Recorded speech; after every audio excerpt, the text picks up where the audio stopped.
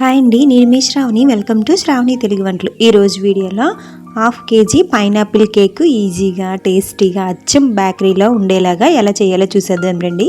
దీనికోసం ముందుగా ఒక ప్లేట్ తీసుకొని ఒక జాలి అయితే పెట్టుకోవాలి.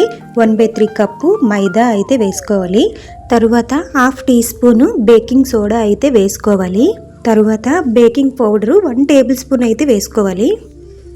ఈ 3 వేసుకొని జల్లించుకోవాలి. ఇలా జల్లించుకుంటేనే కేక్ క్రాక్స్ లేకుండా ఫ్లఫీగా వస్తుంది. జల్లించుకోవడం వల్ల ఏవైనా నలకలు ఏమైనా ఉన్నా పోతాయి.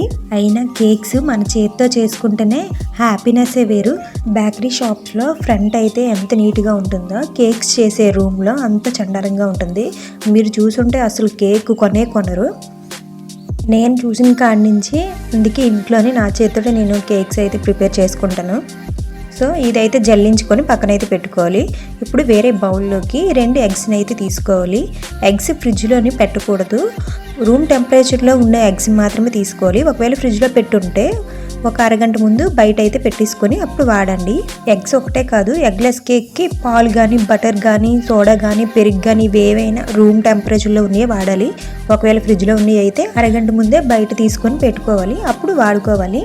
ఇప్పుడు ఎగ్స్ని అయితే వేసుకున్నాం కదా, బుష్ కంపెనీ పైనాపిల్ లిక్విడ్ అయితే 1 కప్పు వేసుకోవాలి. తరువాత 1 టేబుల్ స్పూను ఫ్రీడమ్ ఆయిల్ అయితే వేసుకోవాలి.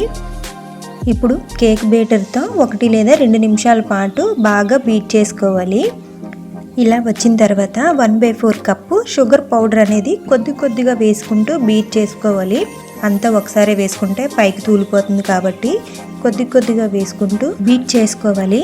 ఇప్పుడు ముందుగా జల్లించి పెట్టుకున్నాం కదా మైదా కూడా కొద్దిగా వేసుకుంటూ బీట్ చేసుకోవాలి. ఇది కూడా సేమ్ ఒకేసారి వేస్తే పిండి కాబట్టి మొత్తం ఎగిరిపోతుంది. అందుకే కొద్దిగా వేసుకుంటూ బాగా కలుపుకోవాలి.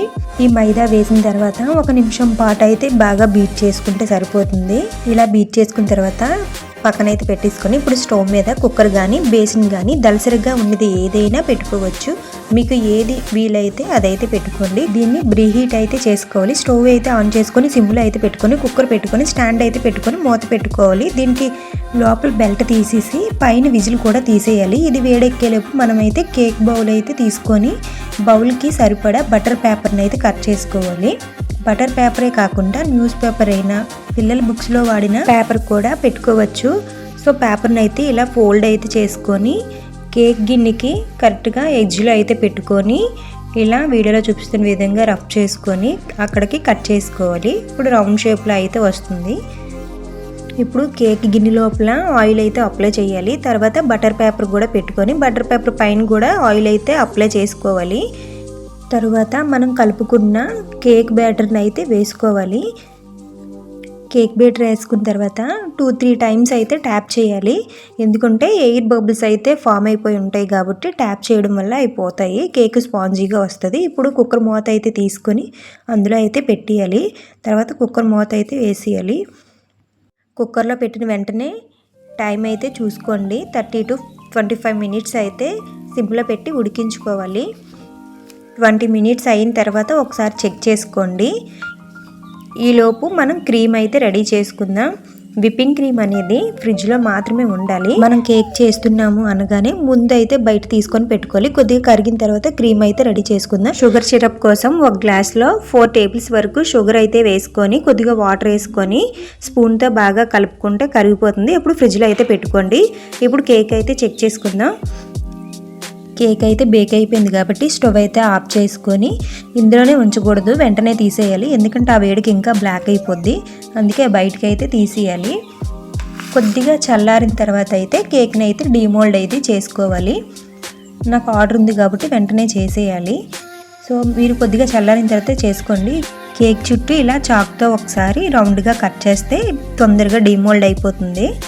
మీరు కొద్దిగా చల్లారిన తర్వాత చేసుకోండి. కేక్ పైన బటర్ అయితే తీసేసి చాక్తో కొద్దిగా పైన లేయర్ అయితే కట్ చేసుకోవాలి. చుట్టూ కూడా మరీ ఎక్కువ కట్ చేయవసరం లేదు. చాక్తో పైన ఇలా రబ్ చేస్తే చాలు, పైన పొర అంతా పోతుంది. తర్వాత కేక్ని 3 లేయర్స్ కింద అయితే కట్ చేసుకోవాలి. చూడండి ఎంత స్పాంజీగా ఉందో. ఇలానే మిగతా 2 లేయర్స్ కూడా కట్ చేసుకొని పెట్టుకోవాలి. ఇప్పుడు విప్పింగ్ క్రీమ్ కోసం హాఫ్ కేజీ కేక్ కాబట్టి ఎంత సరిపోతుందో అంత అయితే తీసుకొని మిగతాదైతే పిన్నులు కొట్టి మళ్ళీ ఫ్రిడ్జ్లోనే పెట్టేసుకోవాలి. ఆల్రెడీ ఇది వాడేసింది కాబట్టి కొద్దిగా ఉన్నది, ఇది సరిపోతుంది హాఫ్ కేజీకి. సో ఇది మొత్తం అంతా వేసుకొని ఇప్పుడు బీటర్తో బీట్ అయితే చేసుకోవాలి. ఈ బీటర్లో 6 లెవెల్స్ అయితే ఉంటాయి. ఒక్కొక్క నిమిషానికి ఒక్కొక్క లెవెల్ పెంచుకుంటూ విప్పింగ్ క్రీమ్ అనేది చేసుకోవాలి. విప్పింగ్ క్రీమ్ ఎంత బాగా బీట్ చేసుకుంటే అంత బాగా కేక్ వస్తుంది, డిజైన్స్ బాగా వస్తాయి. సమ్మర్లో అయితే విప్పింగ్ క్రీమ్ వెంటనే మెల్ట్ అయిపోతూ ఉంటుంది. అందుకే కింద మళ్ళీ వేరే బౌల్లోని ఐస్ క్యూబ్స్ అయితే వేసుకొని అప్పుడు క్రీమ్ అయితే ఆడుకోవాలి. సో 6 మినిట్స్ వరకు బాగా బీట్ చేసుకుంటే ఇలా వస్తుంది. విప్పింగ్ క్రీము ఒకసారి తిరగేసిన కిందకైతే పడకూడదు, అంత గట్టిగా ఉండాలి. ఇప్పుడు ఇదైతే ఆపేసుకొని ఇది ఫ్రిడ్జ్లో అయితే స్టోర్ చేసుకోవాలి. ఇప్పుడు టర్న్ టేబుల్ అయితే పెట్టుకొని దాని మీద కచీఫ్ అయితే వేసుకోవాలి. కేక్ అది జారిపోకుండా ఉంటుంది. తరువాత కేక్ బేస్ అనేది పెట్టుకోవాలి. కేక్ బేస్ పెట్టుకున్నాక కొద్దిగా క్రీమ్ కూడా రాసుకోవాలి, ఎందుకంటే జరుగుకోకుండా ఉండాలి. సో లాస్ట్ అయితే కట్ చేసుకుంటాము. లాస్ట్ లేయర్ అయితే ఫస్ట్ అయితే పెట్టుకొని కొద్దిగా మరీ ఎక్కువ కాకుండా కొద్దిగా షుగర్ సిరప్తో సోక్ చేసుకోవాలి. అలా సోక్ చేసుకున్న తర్వాత క్రీమ్ అయితే వేసుకొని కొద్దిగా ఇలా అయితే స్ప్రెడ్ చేసుకున్న తర్వాత పైనాపిల్ క్రష్ అనేది కూడా వేసుకోవాలి. తర్వాత చాకో చిప్స్ కూడా వేసుకోవాలి. ఇలా వేసుకున్న తర్వాత ఫస్ట్ లేయర్ ఉంటుందా అది సెకండ్ అయితే పెట్టుకొని మళ్ళీ షుగర్ సిరప్తో సోక్ చేసుకోవాలి. తర్వాత మళ్ళీ క్రీమ్ అయితే అప్లై చేసుకున్న తర్వాత పైనాపిల్ క్రష్ వేసుకొని మళ్ళీ చాకో చిప్స్ అనేది వేసుకోవాలి. తర్వాత సెకండ్ లేయర్ మనం థర్డ్ లేయర్ అంటే పై లేయర్ అయితే వేసుకోవాలి. తర్వాత షుగర్ సిరప్తో సోక్ అయితే చేసుకొని మళ్ళీ క్రీమ్ అయితే అప్లై చేసుకోవాలి. క్రీమ్ మొత్తం పల్చగా కేక్ అంతా స్ప్రెడ్ చేసుకోవాలి. ఇలా స్ప్రెడ్ చేసుకున్న తర్వాత ఫ్రిడ్జ్లో అయితే క్రమ్ కోట్ అయితే చేసుకోవాలి. సో ఇప్పుడు టైం లేదు, 1 అవర్లో నాకు కేక్ చేసి ఇచ్చిమన్నారు కాబట్టి క్రమ్ కోట్ అయితే చేయడం లేదు. కేక్ ఫినిషింగ్ ఏకంగా చేసేస్తున్నాను. క్రమ్ కోట్ చేయడం వల్ల లోపల లేయర్స్ అన్నీ బాగా సెట్ అవుతాయి, కూలింగ్ కూడా ఉంటుంది. అందుకే తప్పనిసరిగా అయితే క్రమ్ కోట్ అయితే అవసరం. ఇప్పుడు టైం లేదు కాబట్టి ఫినిషింగ్ ఇచ్చేస్తున్నాను. ప్యాలెట్ నైఫ్తో కానీ స్కేల్తో కానీ క్రీమ్ మొత్తాన్ని అప్లై చేసుకొని నీట్ ఫినిషింగ్ అయితే చేసుకోవాలి. తర్వాత లాస్ట్ స్కాపర్తో కూడా నీట్ ఫినిషింగ్ అయితే ఇవ్వాలి. కొద్దిగా విప్పింగ్ క్రీమ్లో ఎల్లో ఫుడ్ కలర్ అయితే కలుపుకోవాలి. జెల్ కలర్స్ అయితే ఉంటాయి, అవి అయితే బాగుంటాయి. పైనాపిల్ కేక్ కాబట్టి ఎల్లో ఫుడ్ కలర్ కలుపుకొని మనకు నచ్చిన డిజైన్స్ అయితే వేసుకోవాలి. నేనైతే సింపుల్గా వేస్తున్నాను, నాకు టైం లేదు కాబట్టి 1 అవర్లో కేక్ అయితే ఇచ్చేయమన్నారు. కూలింగ్ ఎక్కువ లేకపోయినా పర్వాలేదన్నారు. సో అందుకే ఇలా సింపుల్ డిజైన్ అయితే వేసుకొని స్ప్రింకిల్స్ ఉంటాయి కదా, స్ప్రింకిల్స్ అయితే జల్లేసుకోవడమే. ఎల్లో కలర్ క్రీమ్లో కొద్దిగా బ్లూ కలర్ కలిపితే గ్రీన్ వస్తుంది. సో గ్రీన్ లీవ్స్ అయితే ఇచ్చాను. ఇప్పుడు స్ప్రింకిల్స్తో ఇలా డిజైన్ అయితే చేసుకుంటున్నాను. లాస్ట్లో కింద బోర్డు అయితే క్లీన్ చేసుకోవాలి. తర్వాత నేమ్ అయితే రాసి ప్యాకింగ్ చేసి కస్టమర్కి ఇచ్చేయడమే. కేక్స్ చేయడం చాలా ఈజీ అండి. మన బర్త్డేకైనా మ్యారేజ్ డేకైనా మన ఇంట్లో మన చేతులతో స్వయంగా ప్రిపేర్ చేసుకోవచ్చు. చాలా టేస్టీగా ఉంటాయి. తప్పకుండా మీరు ట్రై చేయండి. సో నా వీడియో మీకు నచ్చినట్లయితే లైక్ చేయండి, షేర్ చేయండి, సబ్స్క్రైబ్ చేసుకోవడం మాత్రం మర్చిపోకండి. మళ్ళీ నెక్స్ట్ వీడియోలో కలుద్దాం. అంతవరకు టాటా, బాయ్ బాయ్.